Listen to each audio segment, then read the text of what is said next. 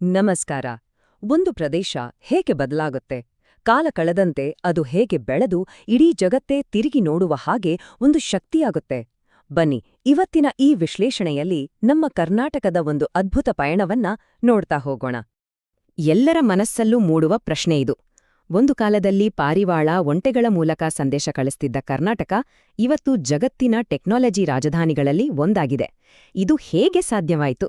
ಇದರ ಹಿಂದಿನ ಗುಟ್ಟು ಒಂದಲ್ಲ ಎರಡಲ್ಲ, ಬರೋಬ್ಬರಿ 3 ಅದ್ಭುತ ಕ್ರಾಂತಿಗಳು. ಸರಿ, ಹಾಗಾದ್ರೆ ಈ ಪಯಣ ಶುರುವಾಗಿದ್ದು ಎಲ್ಲಿಂದ? ಮೊದಲ ಹೆಜ್ಜೆ ಕನೆಕ್ಷನ್, ಅಂದ್ರೆ ಸಂಪರ್ಕ. ಯಾವುದೇ ದೊಡ್ಡ ಬದಲಾವಣೆಗೆ ಮೊದಲು ಬೇಕಾಗಿರೋದು ಸಂಪರ್ಕನೇ. ಕರ್ನಾಟಕದ ಯಶಸ್ಸಿನ ಮೊದಲ ಅಡಿಪಾಯ ಹಾಕಿದ್ದೇ ಜನರನ್ನು ಒಂದುಗೂಡಿಸಿ ಅವರ ಆಲೋಚನೆಗಳನ್ನು ಹಂಚಿಕೊಳ್ಳೋಕೆ ಒಂದು ವೇದಿಕೆ ಕೊಟ್ಟ ಸಮೂಹ ಮಾಧ್ಯಮಗಳು. ಒಂದು ಕಾಲ ಇತ್ತು, ಪಾರಿವಾಳಗಳೇ ನಮ್ಮ ಮೆಸೆಂಜರ್ ಆಗಿದ್ವು. ಆಮೇಲೆ ಅಂಚೆ ತಂತಿ ವ್ಯವಸ್ಥೆ ಸ್ವಲ್ಪ ಸ್ಪೀಡ್ ತಂತು. ಆದ್ರೆ ನಿಜವಾದ ಗೇಮ್ ಚೇಂಜ್ ಆಗಿದ್ದು 20ನೇ ಶತಮಾನದ ಕೊನೆಯಲ್ಲಿ. ರೇಡಿಯೋ ಮತ್ತು ಟಿವಿಗಳು ಬರೀ ಮನರಂಜನೆಗೆ ಸೀಮಿತವಾಗಿರ್ಲಿಲ್ಲ, ಅವು ಜನರಲ್ಲಿ ರಾಜಕೀಯ ಮತ್ತು ಸಾಮಾಜಿಕ ಪ್ರಜ್ಞೆ ಮೂಡಿಸಿದ್ವು. ಇವತ್ತಂತೂ ಮೊಬೈಲ್ ಇಂಟರ್ನೆಟ್ ಇಲ್ಲದೆ ನಮ್ಮ ಜೀವನನೇ ಇಲ್ಲ ಅನ್ನೋ ಹಾಗಾಗಿದೆ. ಈ ಬದಲಾವಣೆಯ ಶಕ್ತಿಯನ್ನೊಮ್ಮೆ ಯೋಚಿಸಿ ನೋಡಿ. ಅಂದು ಮಂಗಳೂರು ಸಮಾಚಾರದಂತಹ ಪತ್ರಿಕೆಗಳು ಒಂದೊಂದು ಊರಿಗೆ, ಒಂದೊಂದು ಸಮುದಾಯಕ್ಕೆ ಧ್ವನಿಯಾಗಿದ್ವು. ಆದ್ರೆ ಇವತ್ತು ಫೇಸ್ಬುಕ್, ಟ್ವಿಟ್ಟರ್ನಂತಹ ಪ್ಲಾಟ್ಫಾರ್ಮ್ಗಳು ಕೇವಲ ಒಂದೇ ಒಂದು ಪೋಸ್ಟ್ನಿಂದ ಇಡೀ ಜಗತ್ತಿನ ಲಕ್ಷಾಂತರ ಜನರನ್ನು ಒಂದೇ ಕ್ಷಣದಲ್ಲಿ ಒಟ್ಟು ಸೇರಿಸುವ ಶಕ್ತಿ ಹೊಂದಿವೆ. ಈ ಕ್ರಾಂತಿಗೆ 3 ಮುಖ್ಯ ಕಂಬಗಳಿದ್ವು ಅಂತ ಹೇಳ್ಬೋದು. ಪೇಪರ್ಗಳು ಆಳವಾದ ಮಾಹಿತಿ ಕೊಟ್ರೆ, ಟಿವಿ, ರೇಡಿಯೋಗಳು ದೃಶ್ಯ ಶ್ರವಣದ ಮೂಲಕ ನೇರವಾಗಿ ಜನರನ್ನು ತಲುಪಿದವು. ಇನ್ನೊಂದೆಡೆ ನಮ್ಮ ಸಿನಿಮಾಗಳು ಮತ್ತು ನಾಟಕಗಳು ಕಥೆಗಳ ಮೂಲಕ ಸಮಾಜದ ಕಣ್ಣು ತೆರೆಸಿದವು.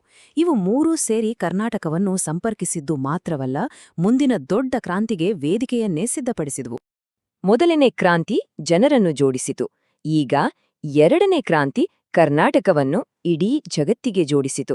ಹೌದು, ನಾವು ಮಾತಾಡ್ತಿರೋದು ಮಾಹಿತಿ ತಂತ್ರಜ್ಞಾನ, ಅಂದ್ರೆ ಐಟಿ ಯುಗದ ಬಗ್ಗೆ. ಆಹಾ, ಬೆಂಗಳೂರು ಈ ಹೆಸರು ಕೇಳ್ದ ತಕ್ಷಣ ನೆನಪಾಗೋದೇ ಭಾರತದ ಸಿಲಿಕಾನ್ ವ್ಯಾಲಿ ಅನ್ನೋ ಬಿರುದು ಅಲ್ವಾ? ಇಲ್ಲೇ ನೋಡಿ, ಎರಡನೇ ಕ್ರಾಂತಿ ತನ್ನ ಉತ್ತುಂಗಕ್ಕೆ ತಲುಪಿದ್ದು. ಇದು ಕೇವಲ ಒಂದು ನಗರವಲ್ಲ, ಲಕ್ಷಾಂತರ ಕನಸುಗಳಿಗೆ ರೆಕ್ಕೆ ಕೊಡುವ ಒಂದು ಕೇಂದ್ರ. ಈ ಕ್ರಾಂತಿ ನಮ್ಮ ರಾಜ್ಯವನ್ನು ಟೆಕ್ನಾಲಜಿಯ ಗ್ಲೋಬಲ್ ಮ್ಯಾಪ್ನಲ್ಲಿ ಅಳಿಸಲಾಗದಂತೆ ಸ್ಥಾಪಿಸ್ಬಿಟ್ಟಿತು. ಹಾಗಾದ್ರೆ ಏನಿದು ಮಾಹಿತಿ ತಂತ್ರಜ್ಞಾನ ಅಥವಾ ಐಟಿ? ತುಂಬಾ ಸಿಂಪಲ್ ಆಗಿ ಹೇಳೋದಾದ್ರೆ, ಟೆಕ್ನಾಲಜಿ ಬಳಸಿ ಇನ್ಫಾರ್ಮೇಷನ್ ಕ್ರಿಯೇಟ್ ಮಾಡಿ ಶೇರ್ ಮಾಡೋದು.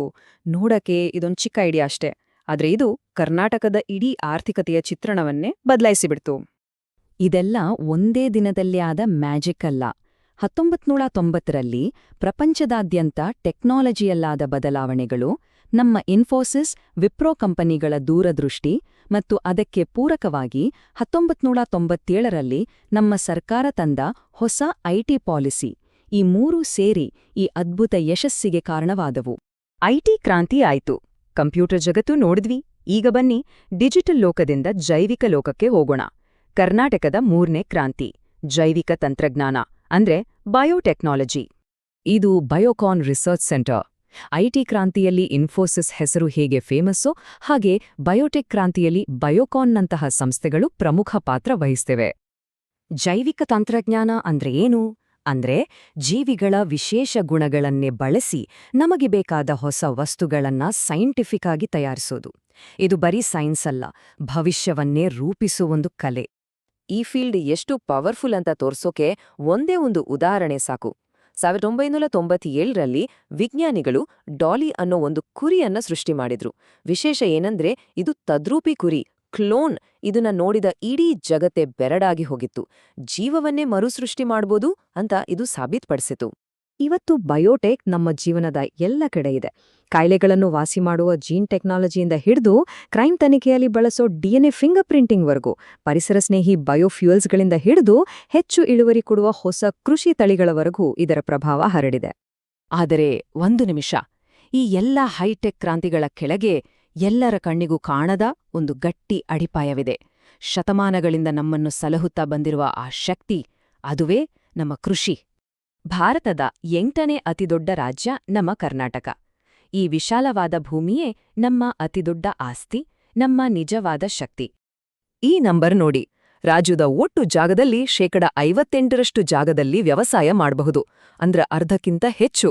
ಈ ಕೃಷಿ ಆಧಾರಿತ ಆರ್ಥಿಕತೆಯೇ ನಮ್ಮ ರಾಜ್ಯದ ಬೇರೆಲ್ಲಾ ಕ್ಷೇತ್ರಗಳ ಬೆಳವಣಿಗೆಗೆ ಗಟ್ಟಿ ಬುನಾದಿ ಹಾಕಿಕೊಟ್ಟಿದೆ. ಹಾಗಾದ್ರೆ ಇದರ ರಿಸಲ್ಟ್ ಏನಾಯ್ತು ನೋಡಿ. 2011ರ ಆರ್ಥಿಕ ಸಮೀಕ್ಷೆಯ ಪ್ರಕಾರ ಕೃಷಿ ಉತ್ಪಾದನೆಯಲ್ಲಿ ನಾವು ದೇಶದಲ್ಲೇ 5ನೇ ಸ್ಥಾನದಲ್ಲಿದ್ದೆವು. ಅಂದ್ರೆ ನಮ್ಮ ಆರ್ಥಿಕತೆಯ ಬೆನ್ನೆಲುಬೆ ಇದು ಅನ್ನೋದ್ರಲ್ಲಿ ಯಾವುದೇ ಅನುಮಾನ ಇಲ್ಲ. ಸರಿ, ಇದನ್ನೆಲ್ಲ ಒಟ್ಟುಗೂಡಿಸಿ ನೋಡಿದ್ರೆ ನಮ್ಗೇನು ಕಾಣಿಸ್ತೆ? ಇದು ಒಂದೊಂದು ಕ್ರಾಂತಿಯ ಬೇರೆ ಬೇರೆ ಕಥೆ ಅಲ್ಲ, ಬದಲಿಗೆ ಒಂದರ ಮೇಲೊಂದು ಕಟ್ಟಿದ ಒಂದು ಅದ್ಭುತ ಯಶಸ್ಸಿನ ಕಥೆ. ಇದನ್ನೊಂದು ಪಿರಮಿಡ್ ತರಹ ಅಂದ್ಕೊಳ್ಳಿ. ಅದರ ಕೆಳಗೆ ನಮ್ಮ ಗಟ್ಟಿಯಾದ ಕೃಷಿ ಇದೆ, ಇದು ನಮ್ಮ ಅಡಿಪಾಯ. ಅದರ ಮೇಲೆ ಮಾಧ್ಯಮ ಕ್ರಾಂತಿ ಬಂದು ಜನರನ್ನು ಒಟ್ಟಿಗೆ ಸೇರ್ಸಿತು. ಆ ಸಂಪರ್ಕದ ಮೇಲೆ ಐಟಿ ಕ್ರಾಂತಿಯ ಕಟ್ಟಡ ಎದ್ದು ನಿಂತಿತು. ಮತ್ತು ಈಗ ಆ ತಾಂತ್ರಿಕ ಜ್ಞಾನದ ಮೇಲೆ ಬಯೋಟೆಕ್ ಕ್ರಾಂತಿ ರೂಪುಗೊಳ್ಳುತ್ತಿದೆ. ಹಾಗಾದ್ರೆ ಕೊನೆಯದಾಗಿ ಒಂದು ಪ್ರಶ್ನೆ. ಸಂವಹನ, ಮಾಹಿತಿ, ಜೈವಿಕ ತಂತ್ರಜ್ಞಾನ ಎಲ್ಲವೂ ಆಯ್ತು.